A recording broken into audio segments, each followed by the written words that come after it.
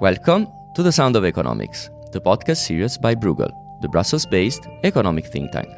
I'm Giuseppe Porcaro, and today we will talk about the initiative of the European Political Community. I'm happy to host for this conversation Jean Pisani-Ferry, Senior Fellow and former Director of Bruegel, Daniela Schwarzer, Executive Director of the Open Society Europe and Central Asia, and Shahin Vallée, Head of the Geoeconomics Program of the German Council of Foreign Relations. Jean, Shahin, Daniela, welcome to The Sound of Economics. Thanks for having us. Thank you for having me. Great. So this episode is produced in cooperation with the Open Society and the German Council on Foreign Relations and live recorded on Twitter Spaces. And I'm particularly happy to host you today for two reasons. One is that you have co-authored an excellent paper on the topic of the European political community, and the link will be in the show notes. And secondly, because on 6 October 2022, the first meeting of this new configuration called the European Political Community will take place. Therefore, it is particularly timely for our listeners, as even if very much linked to the current crisis, it might have been a topic caught off the radar amidst the current turbulent reporting of the policy agenda from Brussels and beyond. So maybe a little backgrounder before we start our conversation. The European Political Community is a new political grouping proposed by the French President Emmanuel Macron that would include the EU countries, the Balkans, and other nearby states, including the United Kingdom.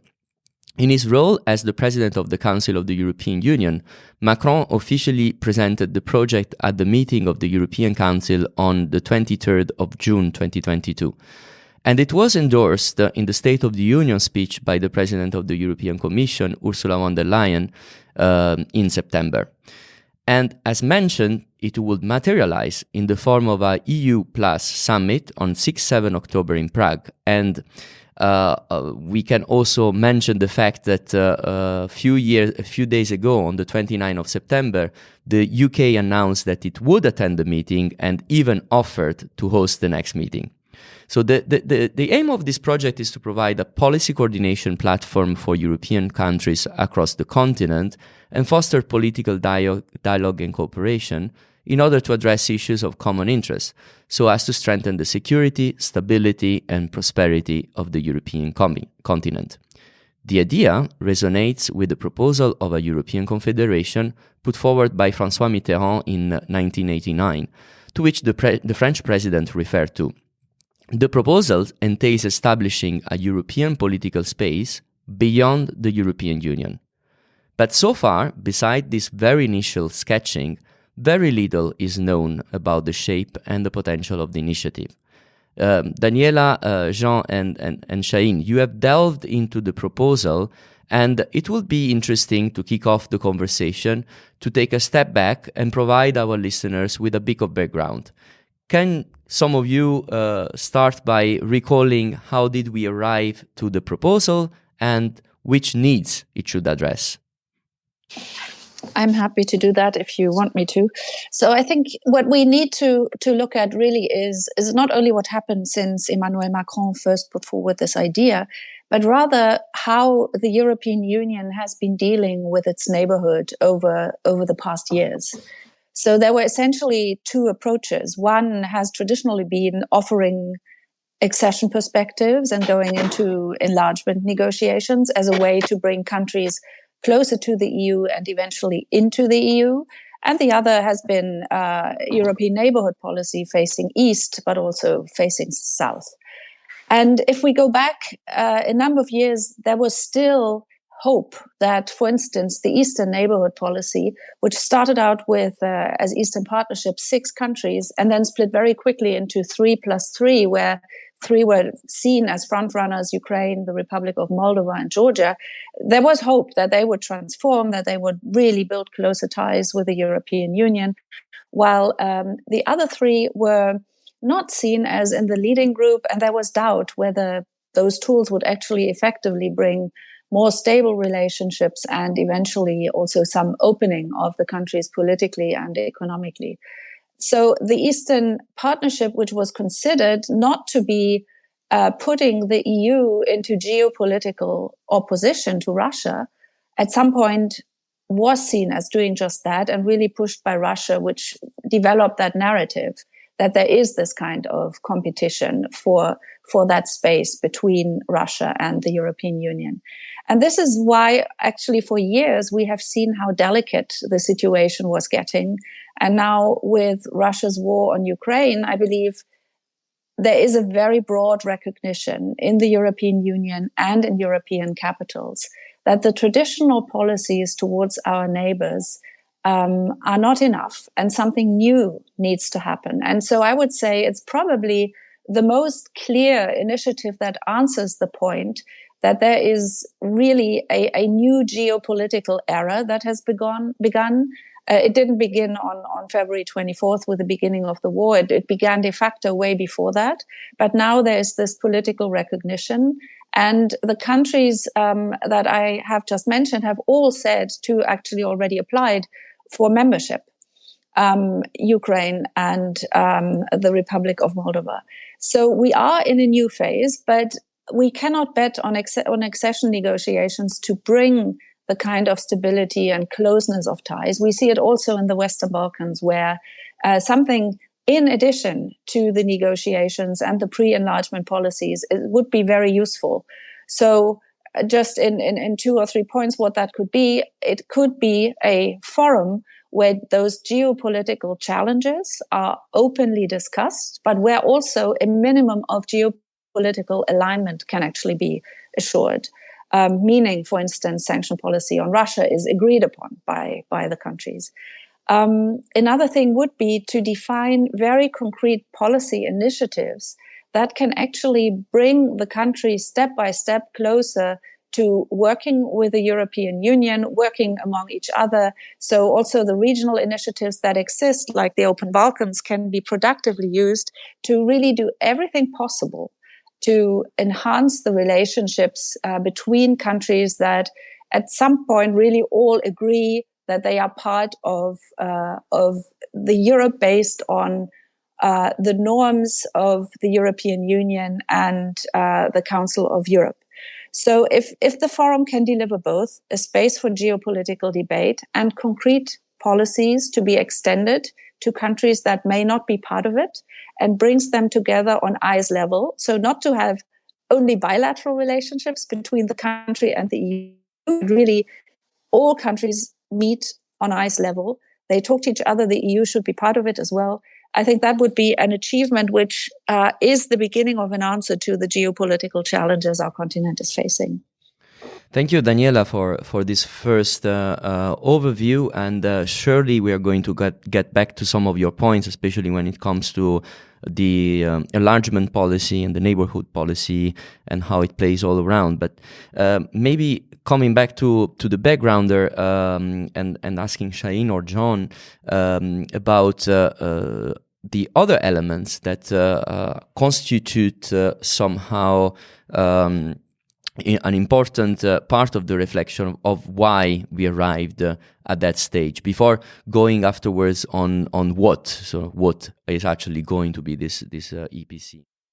So, I think the background on top of the issues that Daniela has mentioned is a domestic internal EU background, whereby institutional reforms inside the European Union have been blocked, even though there is a broad realization that there needs to be EU institutional reforms.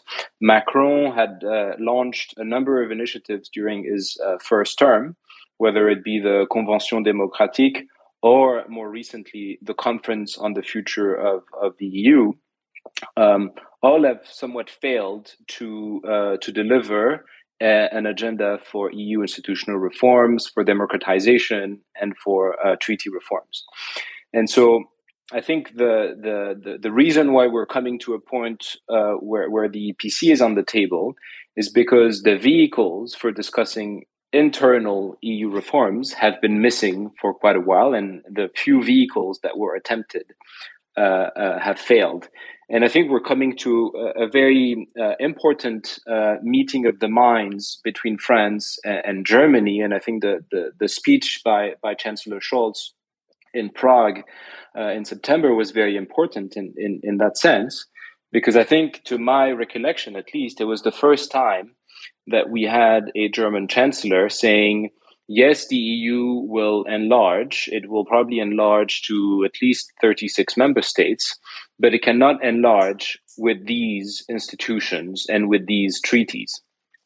Meaning, basically, that EU institutional reforms need to precede the next wave of EU accession.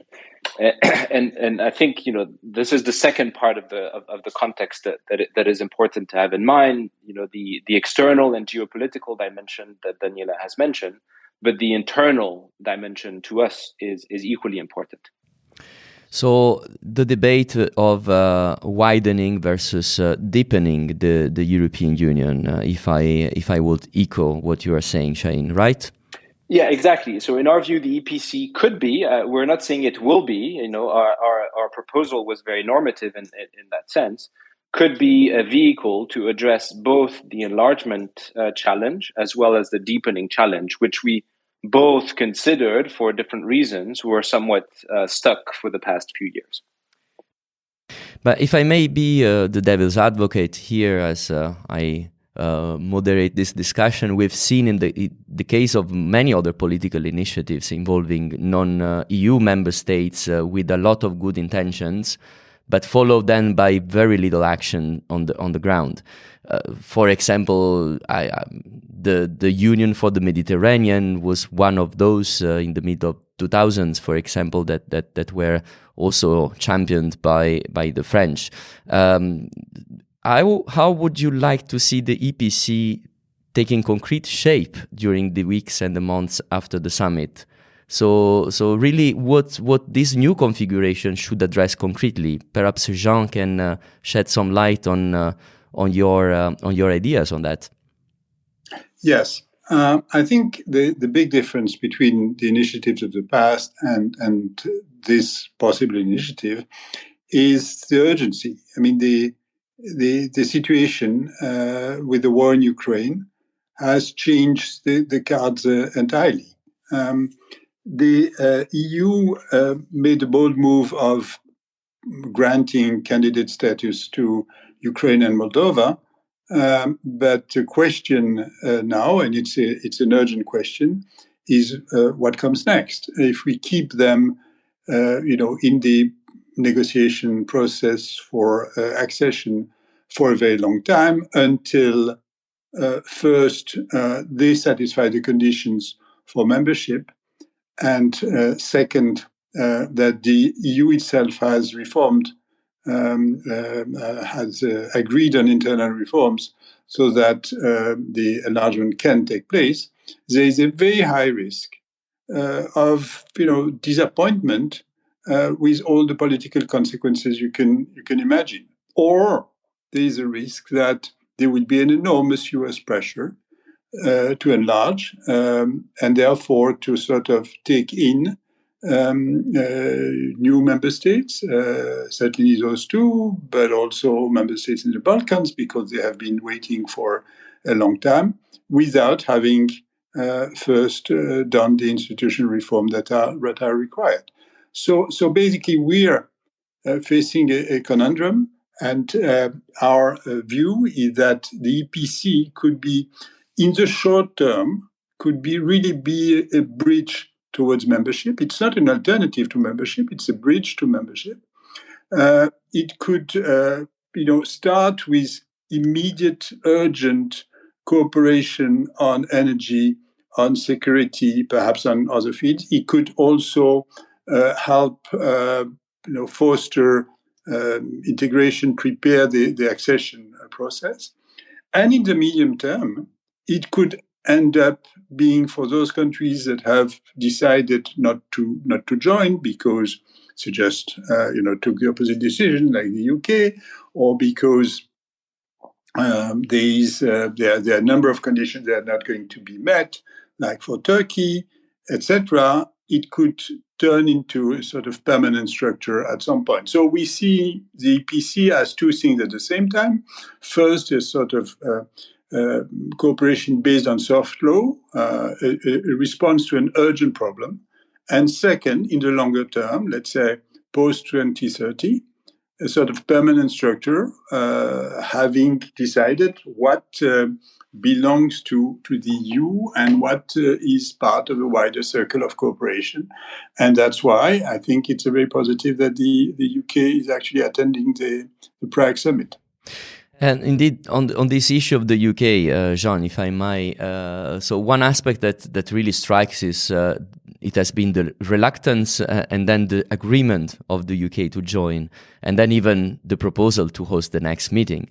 And you in the aftermath of Brexit, you wrote together with other Bruegel colleagues about the need for a continental partnership. It was mentioned before.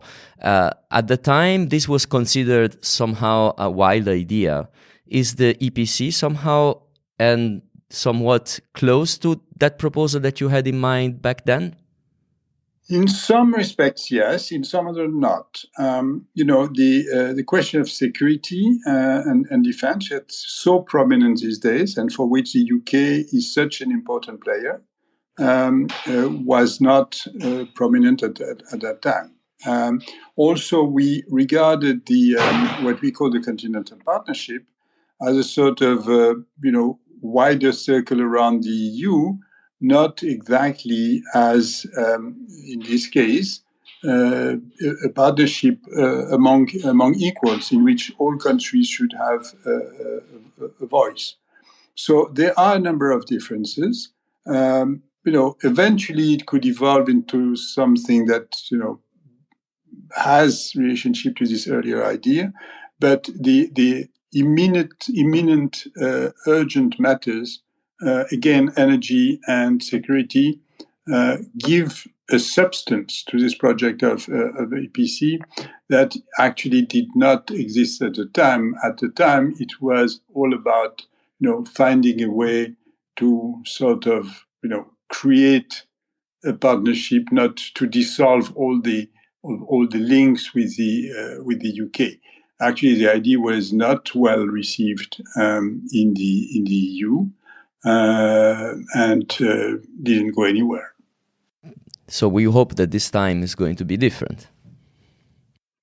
We do. Giuseppe, if I may go back to your question about and the parallel you drew between the EPC and the failed experience of the Union pour la Méditerranée, because I think this is an excellent question, and I think Jean stressed the importance of urgency as a differentiating factor. But I think there are more than that. I think the Union pour la Méditerranée was missing several critical things that we're advocating for in the EPC. It was missing a strong institutional backbone. It was missing identified areas of policy cooperation. It was missing financial resources to make these areas of policy cooperation effective. And it was missing a governance that allowed, as Daniela said, member states to speak on an equal footing. Instead, the EPC, the Union pour la Méditerranée had de facto a hub and spoke structure, with France being at the heart of it, even though France tried hard to hide that. And so this is why, in our view, the EPC, in order to be successful and in order not to end like the Union pour la Méditerranée, it needs to have a strong governance, which we believe should be, and this is a delicate topic because there are pros and cons to having the European Commission at the heart, but we believe the European Commission should play a leading role. We have identified in our paper specific areas of policy cooperation. There could be others, but we think it's important that the member states agree on what these areas of policy cooperations are.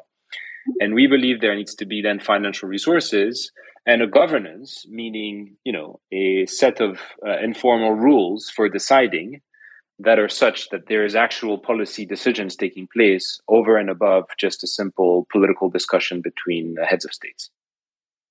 Thank you, Shahin. And I wanted to go a little bit more into the broader implications of the EPC, and perhaps go back to Daniela and discuss the broader landscape that this initiative is included with. You've mentioned the positioning of the EU in the neighborhood and so on, but that's definitely also an initiative that is going to be crucial for the positioning of the EU in the world.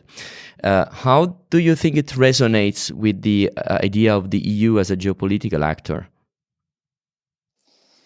It is, for me, one of many policies that show that there is an increasingly realization that the geopolitical and the geoeconomic challenges to the EU are on the rise, and that the policies which I've briefly touched upon, and my colleagues as well, that the EU so far ran with regards to its neighborhood are simply not good enough. And I would say there have been several attempts over the past 1 or 2 years to self-correct and to actually be more ambitious and impactful. And one of the geopolitical challenges that is not driving this particular project, but which is out there, is of course also the rising influence of China in our neighboring countries. And so I would say there are several things happening at the same time. We see the Global Gateway Initiative going into implementation, which in part also concerns the countries we're discussing now.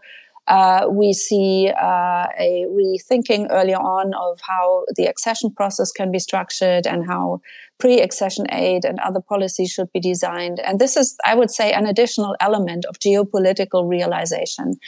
A second point I wish to make in responding to your question is that the EU really, I think, has realized that it will have to take more responsibility for its own neighborhood in the years to come.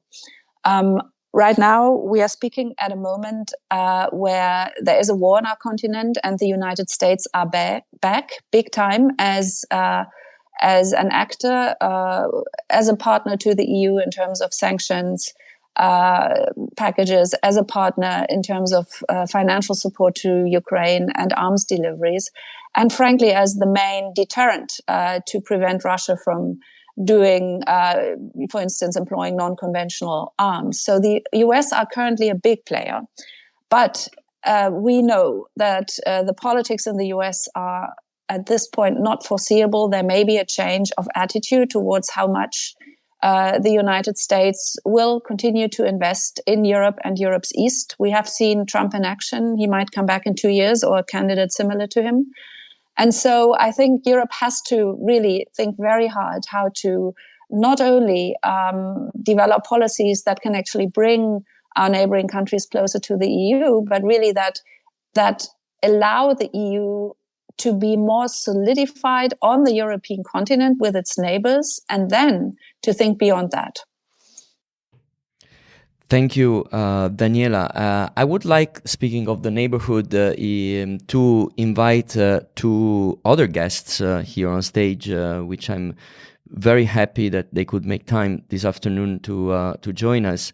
One is Hilib Wyszynski, if I pronounce it correctly, who is the executive director of the Center for Economic Strategy in Ukraine and is connecting from Ukraine here on our Twitter space. I just invited you to join. Hilib, I hope that you perfect that you are here. Hi.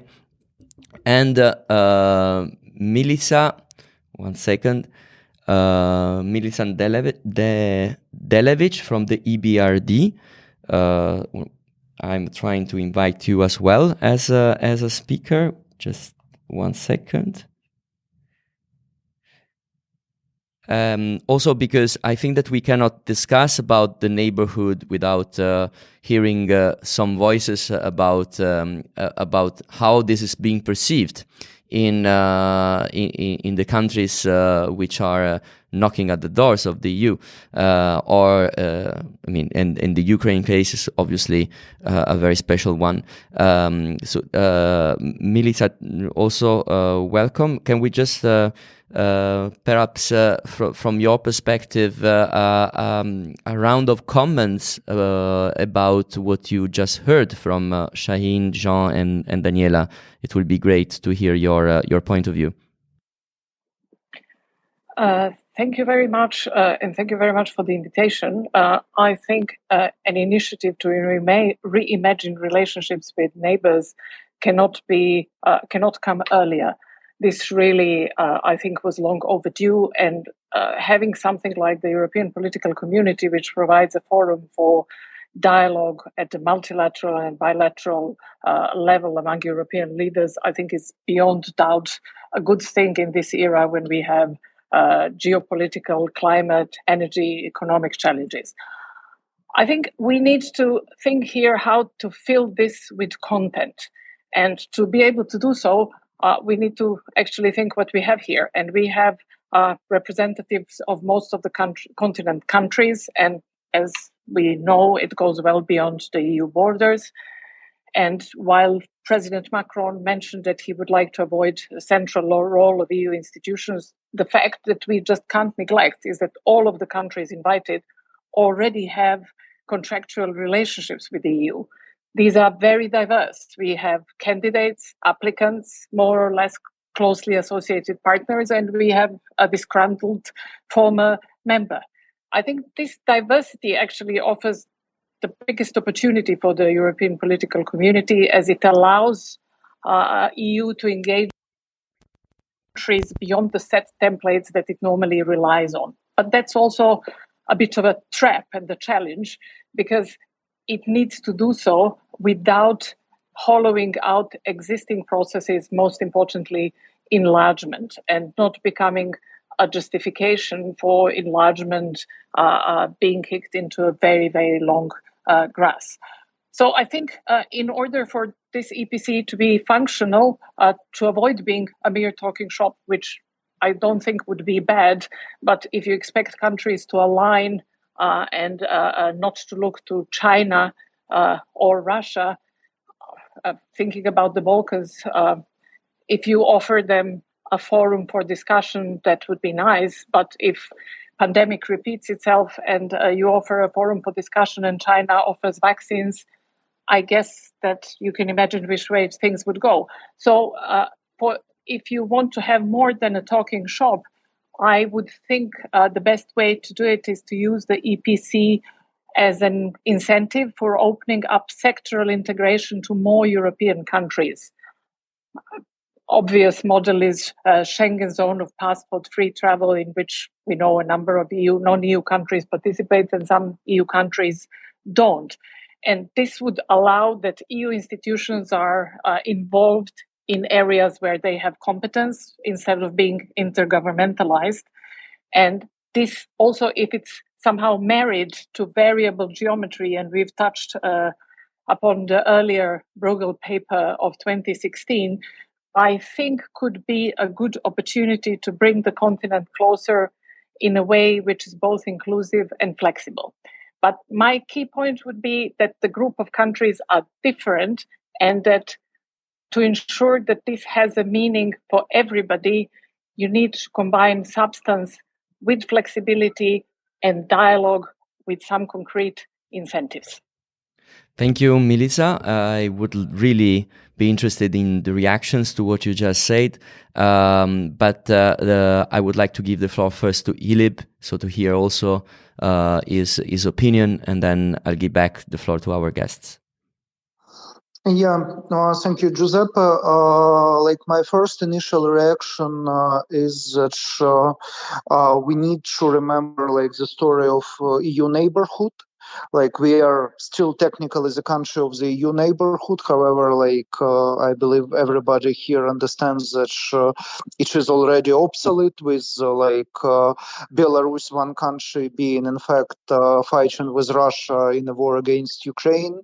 Armenia and Azerbaijan are fighting with each other, and 3 other states have clear EU aspirations, and Ukraine and Moldova are EU candidate states already. So we need really not to reproduce this bad story. I really do not see any significant impact of the EU neighborhood initiative on Ukraine, except of some very narrow sectoral things, like some integration in digital, for example, and practically maybe that's all. Like maybe something I don't know about, but still not very obvious. So I think that for the first is that as Melissa said, that it should not be a vehicle to prolong the process of proper accession for candidate countries like Ukraine. And I believe that maybe the story of Russian war against Ukraine and the story of EU reaction and G7 reaction and generally democratic world election to this war that was rather fast, and some things were done very fast for the first time, should be a reason for the EU and for EU intellectuals like those who are on this discussion to think how this process of the EU reform should be sped up, and not to use, as Milica proposed, this initiative as a vehicle to integrate European countries as countries that belong to the European continent, including United States, Switzerland, Norway, countries that are still not member but are candidate countries, all have EU aspirations, in projects that are dependent, in fact, on the geography of Europe, including Turkey, as well, transport, migration, Schengen zone was mentioned as one of examples when you need integration just because everybody is neighboring each other. But it doesn't mean that it should be something that will be the sort of the parallel process of sectoral negotiations that should be done with candidate states. And also when we speak about I am not really a very big expert in political side of EU reform and European integration generally, but the story of the last 7 months has clearly shown that veto power is very easy to be misused. And the story of Hungary currently is very clear. So I think that it should be another reason for this process of the EU reform to be sped up, so that it will be much easier to the current EU members to accommodate new member states, including Western Balkans and Ukraine and Moldova, into the Union. Thank you, Filip. And we have quite a lot of food for thought. So Daniela, John, and Shahin, it would be great if you could react to what we just heard. I can react quickly if you wish. I think that's very important what we heard, and let me try to answer in concrete terms. I mean, we agree that the neighborhood policy has been a failure.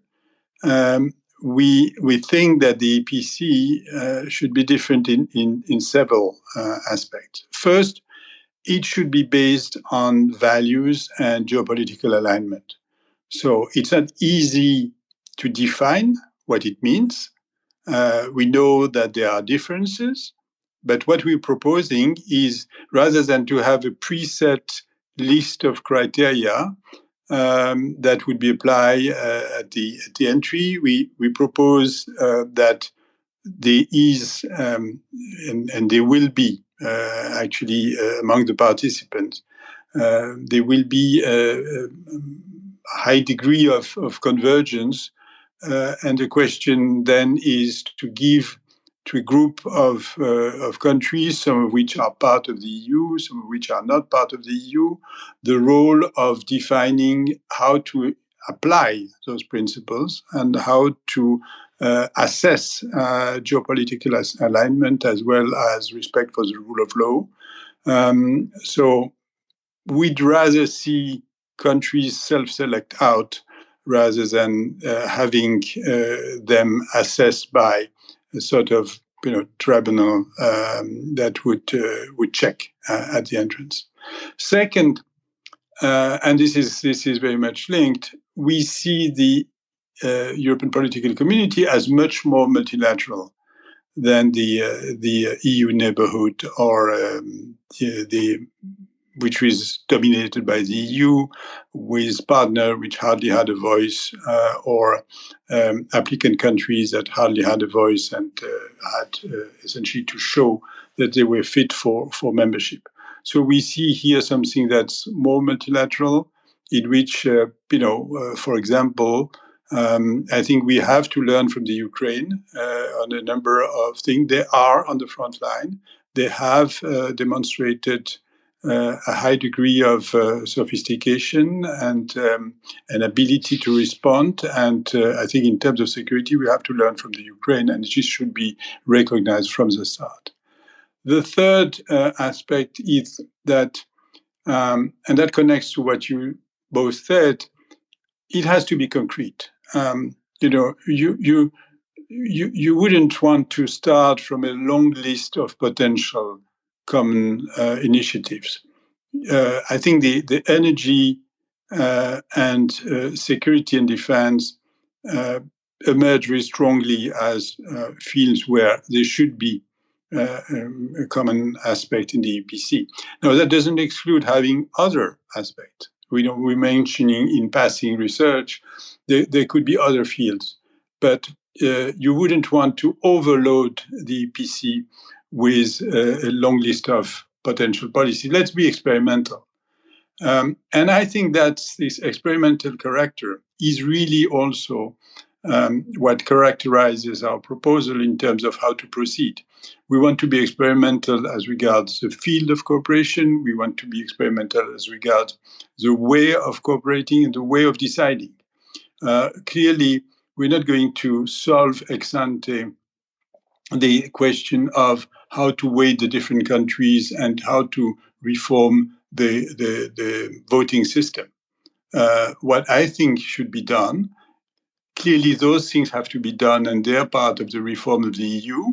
So a relatively long, as we know by experience, process of negotiating the reform of voting rights, etc. But at the same time, the EPC should start from the beginning, with decision methods that are experimental and that check what can be done without the curse of unanimity. So what we are proposing is to be based on soft law, to agree on some principle, and to agree on a rule that is to decide by rough consensus, which means there needs to be something sufficiently close to a unanimity, without excluding the possibility that some voices are dissenting and that they accept to be put in a minority. So this is very experimental, this is very soft law, but I think that's how it should be. Thank you, Jean. Daniela or Shaheen, would you like to react as well to what we heard from Melissa and Hilip? Okay, so no, I think I was pleased to hear in the reaction that both agreed to the link between the internal reform agenda and the enlargement issue, which is not obvious and which many people in Eastern Europe are afraid could be a ploy to delay accession and kick it into the long grass. So I'm pleased to hear that the conclusion is that EU institutional reform needs to accelerate, because there was also for quite a while, and I think there is still, the perception that another way of addressing the current enlargement challenge would be just to accelerate enlargement irrespective of EU institutional reforms. And I think that would be a mistake. And I think what we are experiencing today in the way the EU operates and its institutional shortcomings speaks to the fact that an EU of 36 member states, each endowed with veto powers in critical areas of policy cooperation, would actually be a weaker European Union that is less able to project power geopolitically. And so there seems to be an emerging consensus around this, which I think was not obvious just a few months ago. So I'm quite pleased by that. And if I understood correctly the remarks by the two other speakers. Thank you, Daniela. Yes, just maybe 3 short points. One is the need for flexibility, and Jean has really outlined that. And it's this, the way we suggest to build the EPC, it is experimental, because our assessment really is that the EU is stuck on 2 accounts. One is the institutional reform progress, which is not happening, and the other one is enlargement. And as we have said, and the 2 speakers currently outside of the EU have observed, this is necessary progress that needs to be made, because what we do not want is to stall enlargement. And so this connection, which we see as a possibility in the project, is as much concerning to governments, because they never like anything experimental. And yet it is an opportunity. What I think, in my view, shouldn't happen is that the EU institutions are weakened by all of that. I think it's important to recognize that it's not about dissolving the European Union, but the core of the EU 27 and enlarged in the future. It has to change, but it also needs to hold, because it is an anchor of stability on our continent. And then the question of self-selection and the question of the normative base that was raised, Jean already spoke to it. I just want to add that, of course, this is probably the most conflictual issue, and there might be a real political appetite to just avoid it, because the meeting on Thursday will be very big. And, there could be a temptation to say, well, we will just meet in that same group again because it was interesting and it worked well. But I think that the deeper then the policy discussion will go, or the deeper the geopolitical conflict may go in the next few weeks and months, the more then this forum will be undermined by the lack of normative consensus and geopolitical alignment if it isn't ensured. So I would say this should be approached as a topic as early as possible, meaning at the first meeting. And we have set out our proposals, what normative base that exists with the EU and with the Council of Europe should be used, plus the alignment on policies towards Russia. And for some countries, it may actually, be a difficult decision how to position themselves, but at least it is a decision. And if the decision is not taken now to align, it can be taken later. And that's the way we really thought about it all along, that it is an open group, but it needs to be solid in terms of knowing what the identity of that group is. So I just wanted to add those points. So thank you, Daniela. We are going towards the end of our episode, but if I may summarize what you all just said. So a lot of potential, but it's extremely important to keep the alignment about what are the goals, and then keep some sort of experimental nature of all this, and your proposal to use soft law, at least for the beginning, in order to develop this seems to be the way to go forward in order to be able this experiment to move forward, if I understand correctly. And then thirdly, and not least important, the fact that it should be an accelerator for enlargement and not seen as a substitute for enlargement. That seems some of the messages that you are sketching out from this conversation and the paper. But correct me if I'm wrong or if I'm forgetting something major over there. I think I would just add one thing, which I think is the distinction between the degree of institutionalization and the degree of informality. And here I think you have a number of member states who would rather have a very informal political discussion amongst heads of states with limited institutionalization. And basically the model would be for a sort of continental G20. The model we're advocating for is a bit more institutionalized than this, in the sense that it's aiming to deliver genuine policy cooperation, and as a result requires a degree of institutionalization. And so I think heads of states will have to decide which way they want to go. It might be that they only start as just an informal political dialogue. But our view is that if this informal political dialogue doesn't turn into actual policy cooperation and a degree of institutionalization, then our fear is that, you know, the importance of that forum will decline over time, and this, we think, would be a disappointment.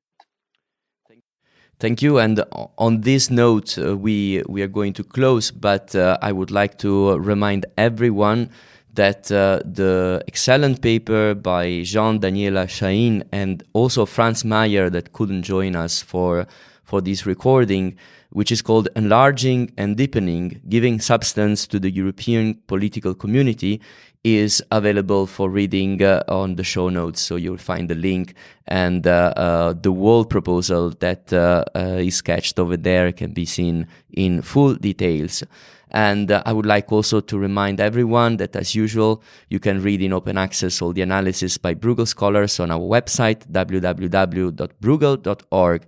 And last but not least, I would like to thank the Open Society and the German Council for Foreign Relations for co-organizing this excellent conversation here on Twitter Space and recorded for The Sound of Economics. So thank you to everyone, and of course thank you for our listeners, both the ones that have tuned in during the recording, as well as the ones that will listen to us in our usual channels for The Sound of Economics. And thank you Hilib and Melissa to join, and Jean, Daniela and Chahine once more. Until next time, bye-bye.